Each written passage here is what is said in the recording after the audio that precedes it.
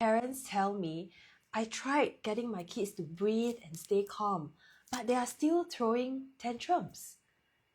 Some will say that, I have personally tried to stay calm myself, but really, how long do I need to wait for my kids to stop throwing the tantrum? There's also a parent who shared with me, my child refuses to listen even after I set the boundary, like what I should do. If you share similar thoughts, right, you are not alone. Maybe you have tried certain positive parenting strategies and they just don't seem to work, or at least they're not working fast enough. And that is very frustrating. I feel you 100%. You are doing your best, but it seems like nothing is changing. But here's something you probably want to think about. Just because something doesn't work instantly does not mean that they are not going to work eventually. So it's just like, perhaps going to the gym and you want to lose weight, right? Every single time you go to the gym, it just feels like the number on the weighing scale is still the same. And eventually, if you do lose like 5 kilograms, was it because of that very last visit to the gym?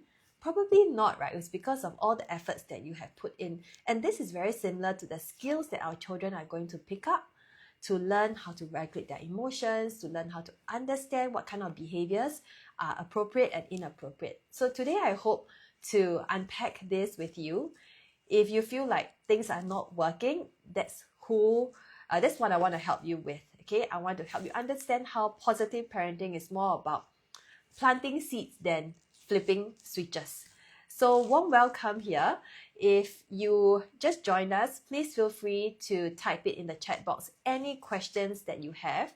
The purpose of this IG Live is really for me to debunk any myths that you have and to help you, especially if you're feeling very frustrated and helpless.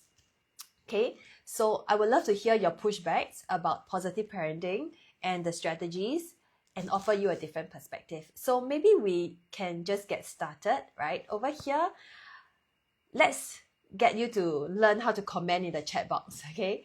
So I would like you to type in an emoticon or a phrase that comes to your mind when you hear the word discipline. What is the emoticon or the phrase that comes to your mind when you hear the word discipline? Let me know in the comment box.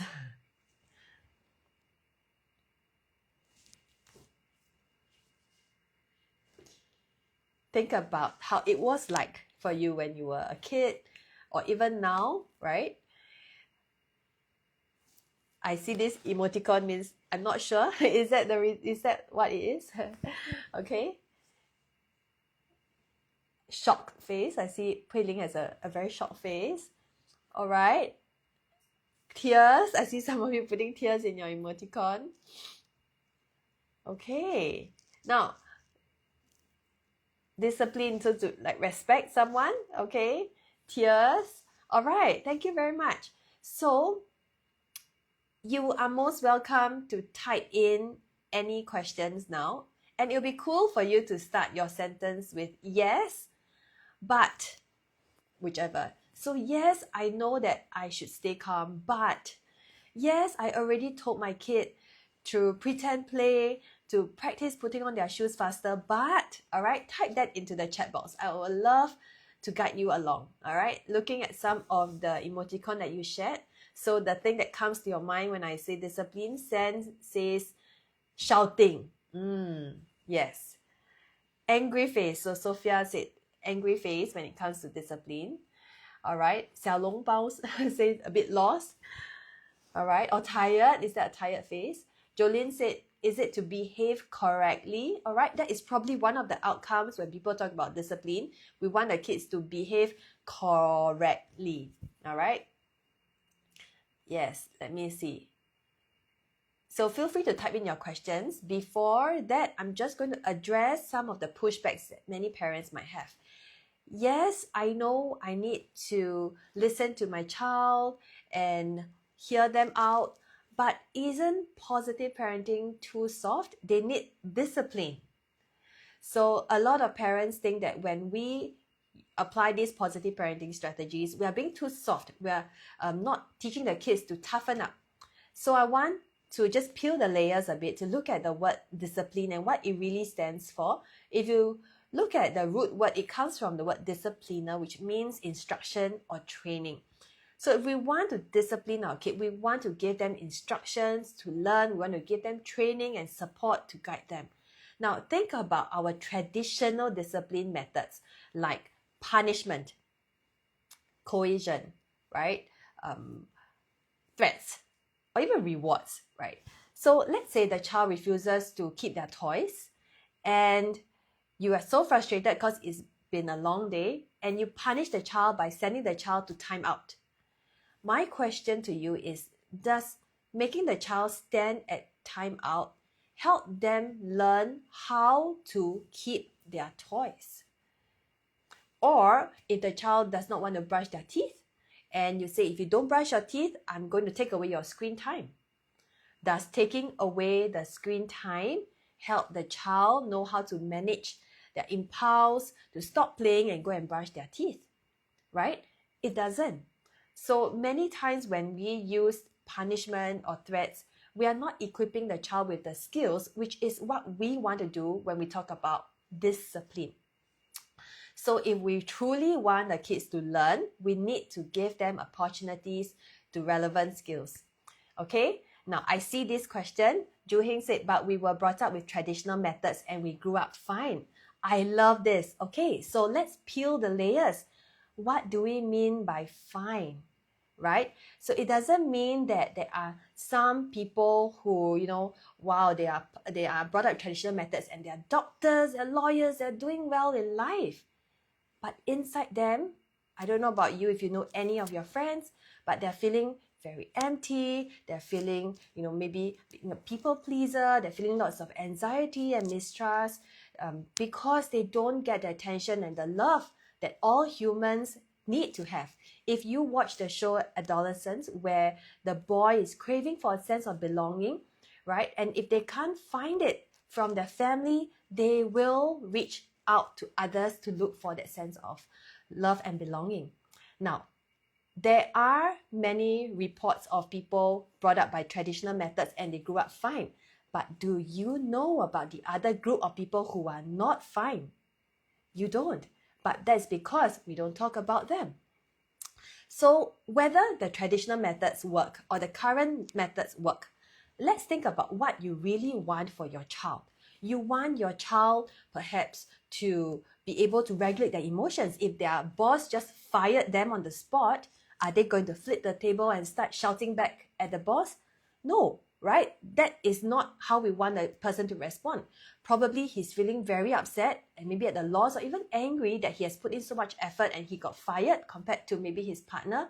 But we still want this person to be able to manage their own regulation and speak to their boss and say, why are you firing me? On what basis is it? Can you explain what did I do wrong or what can I improve on? And that is how a regulated person will go on to get the problem solved, to fight for themselves, right? And what we want to know is that, what we want to remember is that when we use traditional methods, we are building a lot of mistrust between the parent and the child. So many parents think that it works, right? Once I threaten them or I punish them, they will stop what they're doing and cooperate immediately. Well, it works in the short term, but probably not the kind of outcomes you want or you hope for in the long term, because it is a biological trigger that when someone is threatened or being put in a state of fear, they go into fight and flight. And when that happens, it actually builds mistrust, right? It undermines the parent-child relationship, and the kids cooperate because they are so scared. What are they scared of? They are scared of losing their parents who are the world to them, right? They think that, they only can survive because their parents are there. But guess what? Now that your kids are older, it works. But as they grow up, you realize that your kids are stronger than you, they're bigger than you, and whatever that you don't allow them to do, they can jolly well do it with their friends, right? For example, you limit their screen time by force, by punishment. They can watch YouTube, play games on their friends' phones or the phones of the people who take the school bus, same school bus as them, or grandparents' phone, right? So the kids are going to find a way to circumvent the rules that you set. And because of all these threats and punishment, they just want to avoid it. They will do it in their own way. And as a result, you lose out on all these years of building that relationship with your child, on understanding your child. Why is it that they are behaving in this way? So there is a reason why your kids are pushing back. Why are they insisting on doing things they want their way? It is a hardwired need for our children to have this sense of autonomy and also a sense of belonging where they want to feel love. So I am worried, in the world that we are growing up in, if we don't have the connection with our children now, it's going to be much harder as they grow older.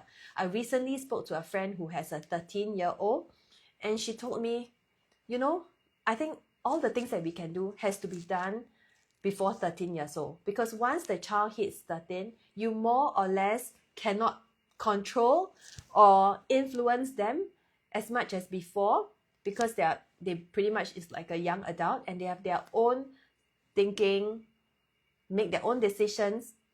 But if you have spent the earlier years building that relationship, it is so much easier for the child to open up to you and be more receptive, because all along you have been their teammate.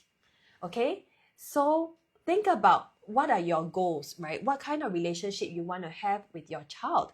Is it really one where you want to dominate and control your child?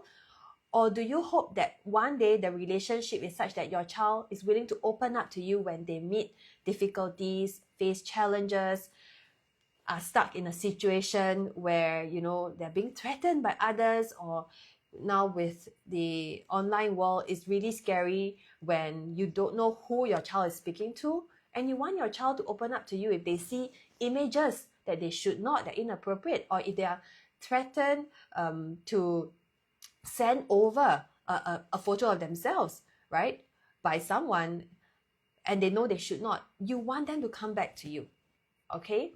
So it is so critical that we build the relationship from young, all right? Feel free to type in any of your further questions. So one of the pushbacks here, those of you who have just joined us, is that many parents think that we are being too soft. Okay, so what can we do? We want to set boundaries. We want to let our kids know that there are certain rules in the family, and that is the essence of positive parenting. This is a missing piece in many of the methods that parents are trying. They think that they can just allow the kids to get everything they want, but this is very far from the truth, right? However, it is difficult to set boundaries. So let me share with you a story. I remember Mummy Lee from my course, From Yelling to Connecting. She was actually, telling me that the child asked for one more episode after screen time is up. And in the past, she would give that episode to avert a tantrum. But after going through the course, she realized that the more she gave in, the more the child will push. And that's exactly what children are supposed to do. They are supposed to push limits, but your job is to set limits. So in the end, when the child asked for more, she connected with the child using my 3-step approach ABC. So those of you who are my students, you will know what I mean. We connect with the child and we tell the child that, hey, I know you really want to watch another episode. It's very upsetting that the show ended on a cliffhanger and you want to continue. It is nap time and we have to go to nap. Guess what? Do you think the child stopped immediately? No, of course not, right? It doesn't mean that when I apply positive parenting, the child will obey immediately, because we are not asking for obedience. We want the child to learn how to regulate their feelings, right? So the child went into a meltdown, the child started crying. But the difference is that this mom has learned how to allow the cries, to tolerate it and welcome it. It doesn't trigger her like what it did before. In the end, the mom continued to hold space, held the child's hand. We are going to the room to take a nap now. And the child stopped crying and the child went in. And that period of time was the time needed for the child to work through their nervous system, feeling upset, and then realizing that the parent is there to guide them. And also knowing that there will always be screen time the next day, because it has been a boundary, a rule that was set. And even if they're upset, he knows that he's not feeling upset alone. Okay? So boundaries is something that I teach in my 4-week online course. And if you don't already know, we are now open. We open twice a year. So this is the first launch and it is my 15th batch, which means I've done this 14 times with over 2,000 parents. And the reason why I'm opening again, because I've seen how parents have achieved great success in learning how to manage their kids, not just the tantrums, the tricky behaviors, and more importantly, to manage themselves, to manage their own emotions when it comes to, looking at the kids, being disrespectful, knowing how to respond. So we have a ABC 3-step approach, which I will teach you. And this is something that I feel as parents, if we don't take time to learn, we are actually doing a disservice to our children. If we don't take time to understand what they're experiencing at different developmental stages and knowing what to say and what to do, then we may, not help them to realize that they have unmet needs and that their parents are here to support them. When we start yelling, we start punishing, we start threatening, that's where we are undermining that parent-child relationship. So I will be providing you the go-to scripts and strategies that you can try. So this is a 4-week online course. You can type the word connect inside the comment box, and I think Bridget, my bot, will send you the details. Okay, so I'm just going to paste it here. Let me see. So type in connect, CONNECT, and then you should be able to receive the link inside your DM. Okay, all right. So that is one of the missing piece, the boundaries. If you're not sure, I welcome you to join me. More details are in the link. Okay, so type in the word CONNECT, and you should be able to get access to the link to the page where I share with you how am I going to journey with you and guide you from yelling to connecting with your kid. All right, I do see another question. For those who have joined us, please feel free to type in your question. Okay, Miss Minnie said, at what age will they get it? My 3-year-old doesn't understand when he does something wrong. Even when you tell him it's wrong, he apologizes, but he repeats the wrong action again. I love this question. At what age will they get it? I can assure you that as kids grow older, right, their prefrontal cortex gets more developed, and with that maturity, they will be able to understand things better. So some parents think that, oh, then I will teach them when they're older. However, we know that the brain is growing. Whatever that you teach at a young age is much easier for them to know your intention, right? Like how you go low and slow and look at them in the eye, how you truly care for them, how you partner them. That kind of relationship has to be built from young. So your child, your 3-year-old, may not understand what he did was wrong, right? Because he's still young. But what we can do, instead of telling him it's wrong, say sorry, we want to teach him what else he can do instead. So for example, if the 3-year-old likes to put his finger into the plug, right? So in this particular example, the child will not understand that he may be electrocuted. It is too abstract a concept. So if he can say, sorry, I should not put it there, but he doesn't understand it, he's still going to do it. So we know that the child is curious, right? 3-year-old are very curious about things.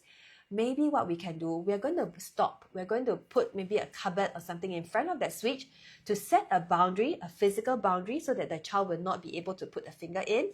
But we can let the child play with certain toys, like maybe there are holes with screwdrivers, toy screwdrivers, right?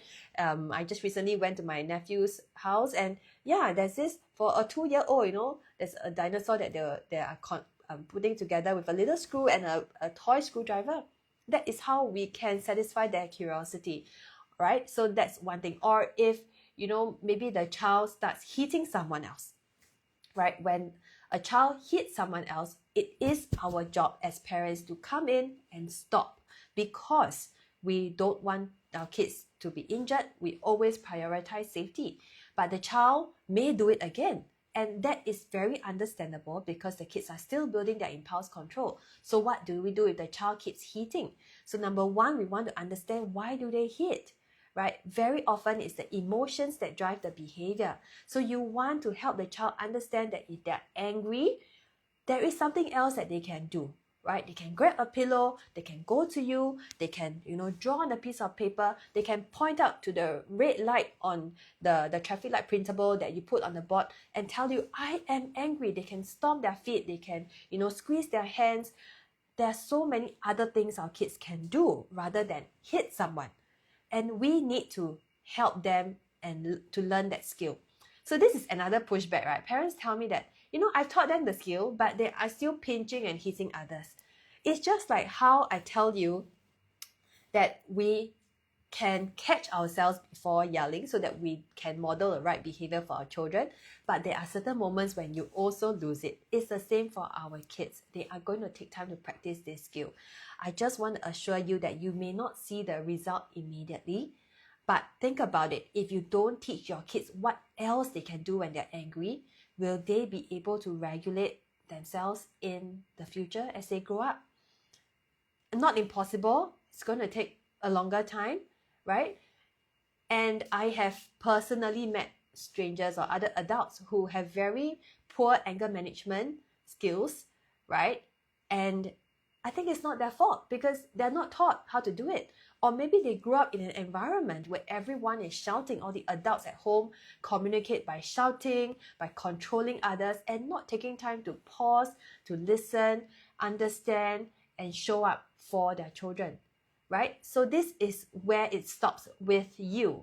As a parent to your child, you don't have to parent your child the same way as you were brought up, because you now know what your child needs and you know how our world is changing. It's even more important now that we build this relationship with our children, real offline relationship, because as they go online, it is very scary with all, the scams and all the fake images and the fake news and the threats and the predators. Okay? All right. I'm going to go into the next question. So again, feel free to send in your question. So for those of you who've seen the word connect, I am actually sending you the link to our 4-week online course, From Yelling to Connecting. You can type in the word CONNECT, connect.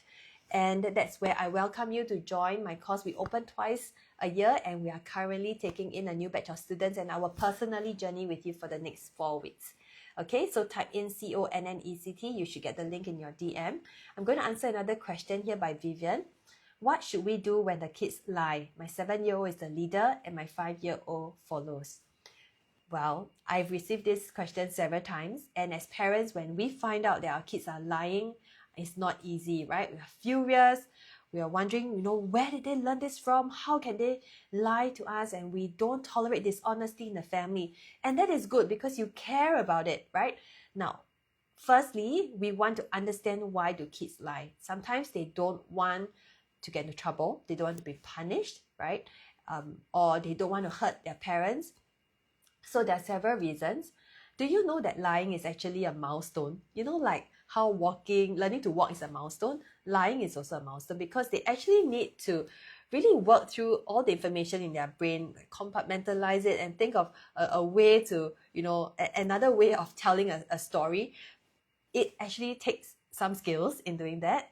I don't want you to think that if your child is lying now, they're going to be lying forever. Okay, that's not true. Instead of punishing the child when they lie, which will possibly get them to lie even more because they don't want to be punished, let's take a step back and understand why the child is lying. So work on yourself first, okay? Work on your own emotions. When you are ready, speak to your child. Hey, you mentioned that you didn't take the chocolate cookie, but it is missing right now.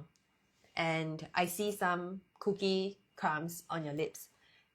Are you afraid to tell mommy or daddy why you didn't take the cookie, right? So we don't want to let our kids be the one to feel like, we are pressurizing them. Don't say things like, you're lying. I can tell you're lying, right? When you say that directly to the child, it really puts them in that state of fight and flight. but rather set them up for success. If you already know, obviously they're the ones who take the cookie, tell them, hey, I know that you took the cookie and you probably want to eat it and you don't want to tell us about it. We're not here to blame, we're not here to shame you. We just want to know what happened. We want to know how we can help you. So this is where we build the skill in the child, and also letting the child see that we are not here to go against them. I think the last thing we want our kids to know is that when they lie, it is something so wrong, like they are not allowed to make any mistake, right? When we are so fixated on making sure that the child is perfect, then when the child makes a mistake, they realize that, all the more they want to avoid telling you about it. Okay, so I think having a growth mindset comes in place here, helping the child see that when I make a mistake, I can tell my parents and they're open about it. It shows in the way we communicate with our children as well. If they make a mistake, let's say in school, right, academics, when they make a mistake in their spelling and you create a big hoo-ha, you punish them, cane them for making a mistake in their spelling, then in order to avoid that caning and that punishment, they're going to find ways to get it all correct. Sometimes they might even resort to cheating in order to get full marks for you. But is that what we want, right? Probably not. We want our kids to own their mistake, to know that mistakes are part of learning. So making sure that you help your child see that mistakes are very normal at home. Now that you mentioned, now that we talk about this question, the Fostering Resilient Minds bonus is available for you when you sign up for From Yelling to Connecting, which is my 4-week online course. So inside that Fostering Resilient Mind, you will get classes on growth mindset, perfectionism, and resilience, as well as PDF and handouts and posters for your child. So sign up now to get this early bird bonus, and you can get it immediately. So even after today, after you sign up, you can immediately watch the class on growth mindset. Or if your child is, exhibit some perfectionistic tendencies, that's where you can immediately start learning about how to help them. What are the words that you can use and say to them, so that they will know how to manage the anxiety and know how to communicate with you, right, about certain challenges that they face, either it's in school or at home with their siblings, etc. Okay, all right, let me see your question. Feel free to type it inside the chat box. I have a little bit more time. Okay, I think there's a question here. When do we begin positive parenting? All right. When do we begin positive parenting? My kid is 1 year old and he's starting to throw tantrums.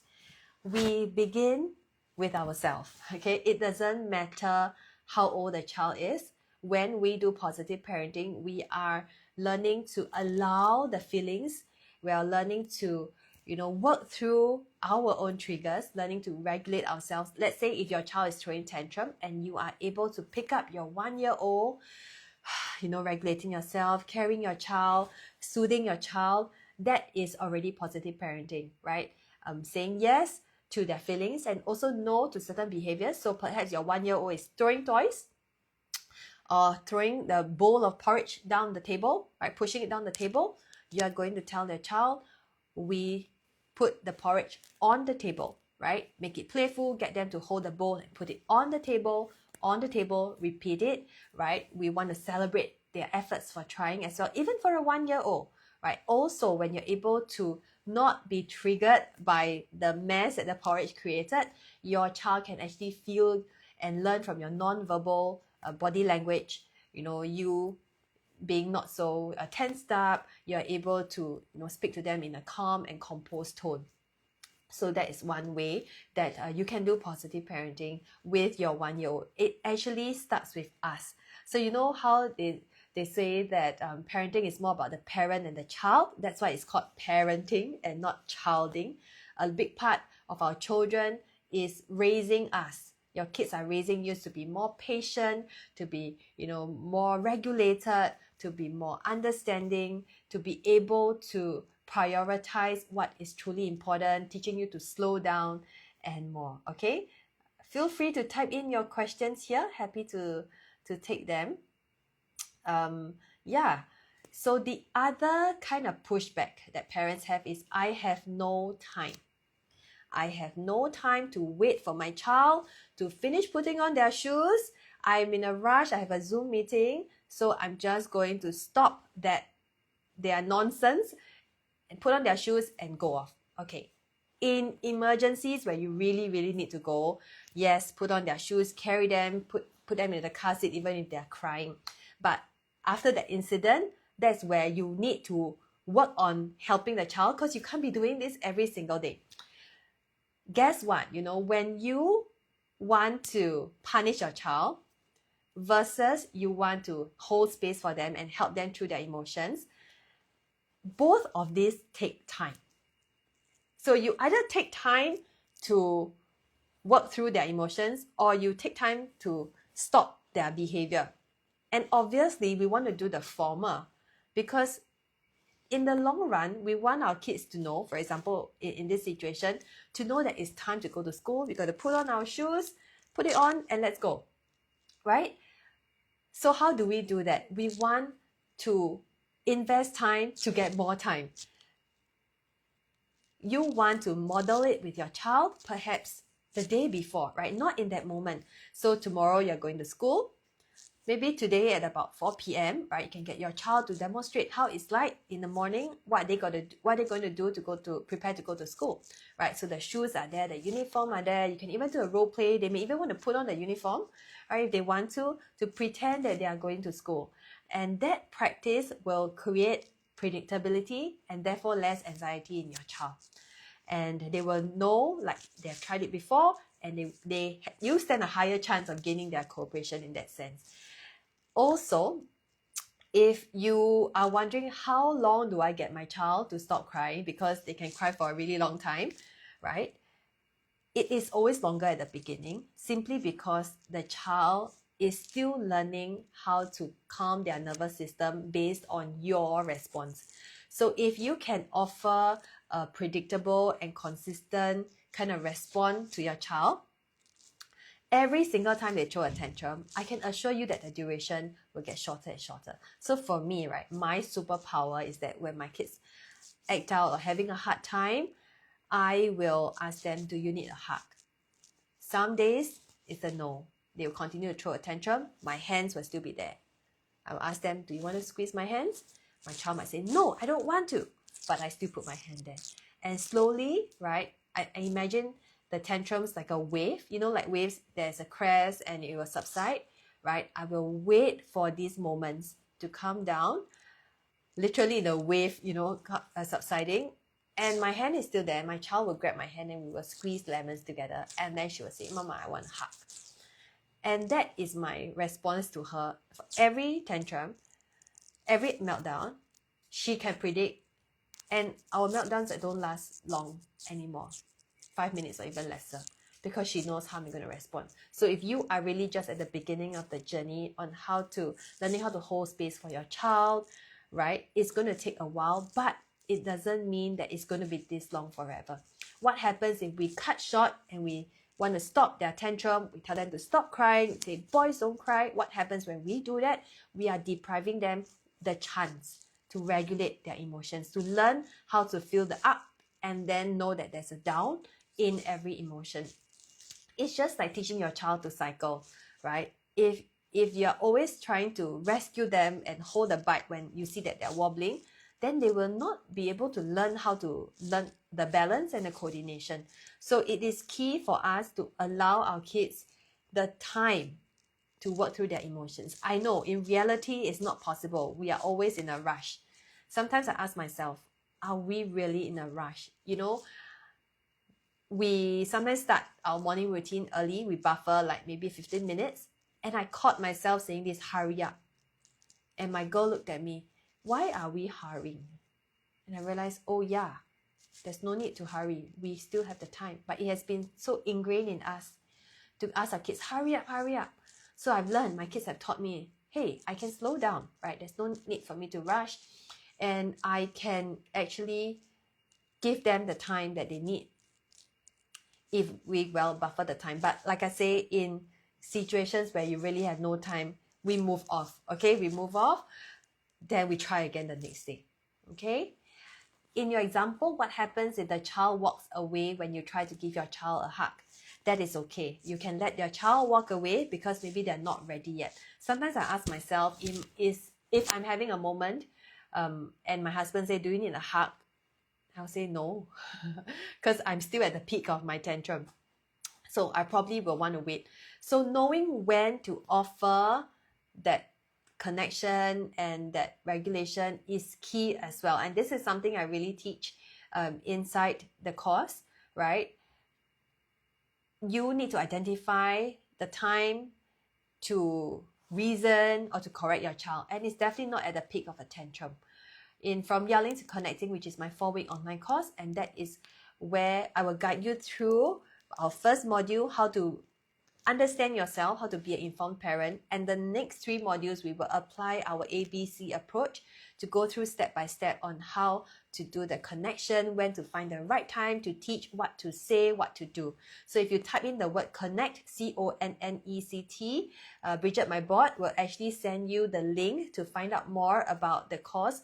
And right now there's early bird bonus, so you might want to grab the Fostering Resilient Mind early bird bonus, where we talk about the growth mindset, we spoke about perfectionism, as well as getting kids to be resilient and not give up easily. Okay, so more details when you type in the word connect, CONNECT. I want to answer this question by Katie. My almost 3-year-old recently started using laughing as a decoy when he is caught doing something he shouldn't be doing, like spilling his food. How can I respond? Saying no worsens the behavior. Yes, so there are some kids who want to mask their true emotions, so they laugh out loud, right? Or some kids will go to the other extreme and be really, really quiet. So both extremes, we want to help the child for sure. So if the child keeps laughing, you know that they are already experiencing the natural consequences. They know that whatever they do is wrong. So there's no need for us to punish the child further, because that really doesn't teach him the skill, right? When we see our kids acting out in a certain way, we always think of behaviors as a form of skills deficit. So it's not a form of defiance, but the child missing out on certain skills. So if the child should not be spilling his food, right, we want to problem solve. And instead of saying no, which like you mentioned will worsen the behavior, let's try to teach our kid what they can do to avoid spilling the food. So maybe they're eating, I don't know, like porridge, and perhaps the bowl of porridge is very far away from them, and every time they scoop, the porridge will just drop, right? And then we want to teach the child, how do we put the bowl further? How do we scoop lesser porridge in the spoon?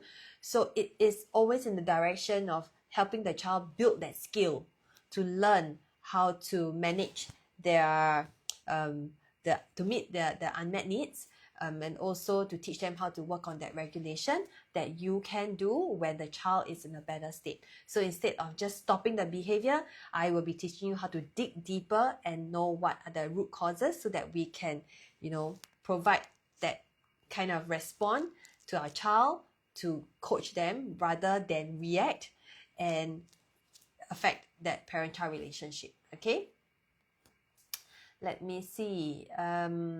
My 5-year-old is behaving well at home, but recently teacher texted he was misbehaving in the class, which I was shocked.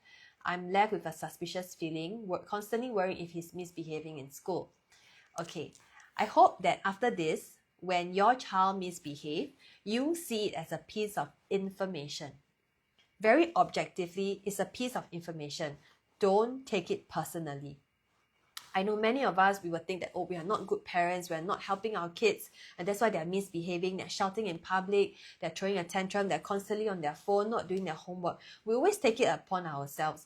But I just want to let you know that if you can see these behaviors as information, then your approach will be very different, because you see it as you think about how you can help your child versus blaming your child or wanting to stop the behavior. So this is key piece of information tells you that the child is acting out in class. And for my students, you will know, right? We say that behaviors are communication. So maybe the child is experiencing something in class. Maybe there's someone who is always taking their things, or that they feel like they have no friends, or they don't have that kind of the sense of autonomy. Or another way is that the child is missing out on some basic needs at home, where perhaps they don't have feel that sense of connection, attachment, or the child is feeling, lacking certain sense of maybe control, and therefore to feel that control, they look for it in school. So again, there are a lot of nuances, there are a lot of reasons why the child acting this way. So you want to really peel the layers to find out. Don't think that one misbehavior means he's going to misbehave all the time. I think to help our kids, we want to really understand what do they need at different stages of their development. Okay. Munchkin said, thank you, I'm very grateful, although I find it so difficult, especially my son's grandparents say that boys don't cry and boys don't cling on to their mummies. Can I just say my boy cling on to me for a very long time, even now, and I think it's a good thing because it shows the boys that they can get love from their family, right? I mean, with the recent movie Adolescent, you know how when our boys don't get the attention and love, they will seek it elsewhere, and sometimes in very unhealthy ways. Okay. All right. And yeah, let me see a few more questions to go. My son recently will scream very loudly when he doesn't get what he wants, and when he's angry, he will mention he's angry. How can we manage this behavior? Shan, do you know that when your son says that he's angry, it is something worth celebrating? How many children, when they're angry, will tell you, I am angry at such a young age? No, they might throw their toys, they might punch you, kick you, spit at you through their behaviors. But this boy is using words, and that is what we are looking for. So when the child says he's angry, right? Thank him. Thank you for telling me that you're angry. I know this is not easy for you. Mama is here to help you. So you don't correct, don't help. You only want to be there physically to allow your child to ride through this wave of emotion, ride it out, let the emotion run its full course, then you do the teaching. Okay? Yes, let's see. How do you force... Oh, responses cannot be shared. I'm trying to share the questions that I've answered. Okay, if we have been overly harsh to our 4-year-old for lying, is it too late to reverse them from clamping up? It's not too late.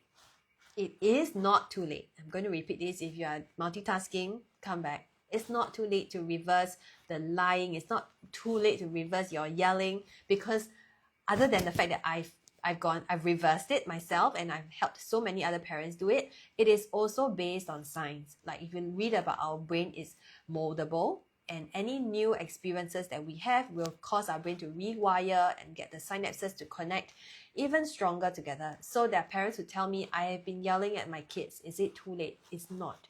Because when you can start showing up and understand your child and meet their needs, right? Being an effective parent to, help them regulate themselves and help them see that you are not against them. You are on the same team as them. With them feeling that attachment, their brains will be rewired.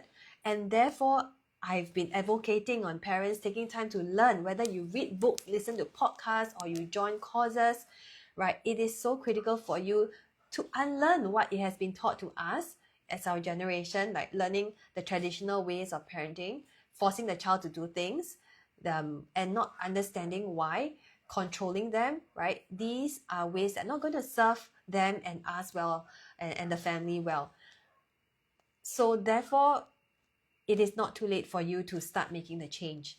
In my course, I've seen parents transform. I've seen husbands transform from, the harsh father who uses the cane, and the father actually tell me personally, I stopped using the cane. I started listening to my boys. And now, the boys are closer to the father than the mother, right? And that was because of the father knowing that it's important to take action to understand the child and not wanting to lose the child. Everything we do, we want to bring our kids closer to us than further away from us. So if we don't start making the change, then we are pushing them further and further. So let's make the change today. I mean, the fact that you're here listening to me tells me that this is important to you. Your family is important to you. So I'm so glad that you are here. If you want to take it further, I'm willing to journey with you for the next 4 weeks. Type in the word connect, CONNECT, and that is where we are going to learn how to move from yelling to connecting. It's not that we're not going to yell. We're going to yell, but it's about learning from what we have done, right? It's not about, making sure that kids obey us all the time, but coaching them and giving them the skills to know what to do during moments of dysregulation, helping them be able to be resilient, be responsible, and be regulated, okay? All right. There was a question here I saw recently about the good cop, bad cop. Should we take one good cop and one bad cop approach? Do both parents have to take the same positive parenting approach? Well, obviously, if we can be on the same page, that will be wonderful because the kids are learning from us. You know, the kids are mirroring you. The things that you say, you hear it from them, right? There was once I heard my son tell my daughter, if you don't pass me the toy, I'm not going to play with you. And I realized why he said that, why he started to threaten her, because he learned it from me when I was, when my kids were younger. I didn't know. I was very helpless. I don't know how to get them to do what I want them to do. And then I realized that, no, that's not the way I want it to be. I don't want my kids to yell to get the things that they want. I don't want them to threaten others to get the things that they want. And therefore, you have to model it yourself, right? If they don't get what they want, we want to teach them how to say yes to that sadness and that frustration, and also saying no to pushing and hurting others, and then moving on to problem solving. So there's actually a step, to follow. So those of you who missed the earlier part, there's some parents who tell me, oh, but positive parenting is giving in to everything they want. No, that's far from the truth, right? It really is about setting that connection, building that connection with the child, and then working on that correction and coaching with the kid. Okay, so I don't think, I'm not for a good cop, bad cop, but I do know that if at least one parent shows up holding space for the child, this is based on research, yeah? At least one parent showed up, it is enough to make the child feel attached and connected to the family. Just one parent is sufficient. And interestingly, when I hear from my past students, when one parent does it, the other parent sees how it is done and follows through. So it reminds me of, when I first started, my husband didn't go through any positive parenting course, but when he saw me giving options to my kid, do you want to hop to the toilet or do you want to slither like a snake, right? I said that out of fun. And a few days later, I was in the room and I heard him use my script to my son. And I realized that, wow, if I can model it, if parents can model it, if only one parent in the family can model it, then everyone else can learn what to say, right? The husband can learn, the parents, the grandparents can learn, the parents-in-law can learn, the helper can even learn. There's this mom who tells me, I think it's Tell Me, she told me that my helper is using the words that I use, right? I think she said something about gentle hands. Yeah, gentle hands asking the kids not to throw, right? The toy. So using gentle hands, which is the script that the parents used. So when you can show up, you are not just helping your child, but you are getting the whole village who is watching it contribute and support the family, the child in the same way. Okay, so CONNECT, connect is the word, where we will send you the link to From Yelling to Connecting, which is my 4-week online course where we are currently open and we only do it twice a year. So I welcome you to join in so that you can model it for your family. Right, and with that, I think I've covered quite a lot of questions. If you have any concerns, any other further questions, you can drop me a DM inside Instagram and I'll be happy to guide you from there. And I hope to see you in class. We will begin for the next 4 weeks. I will personally want to walk this journey with you to help you see that you can be that parent who is not nagging, not yelling, and really that close relationship with your child is so precious that you want to build from now. So CONNECT is the word. We'll be doing a part 2, right? I'm still going to follow up with some of you to see what how else I can help you in part 2 of the IG Live on Thursday. Okay, so I'll see you then. All right, goodbye.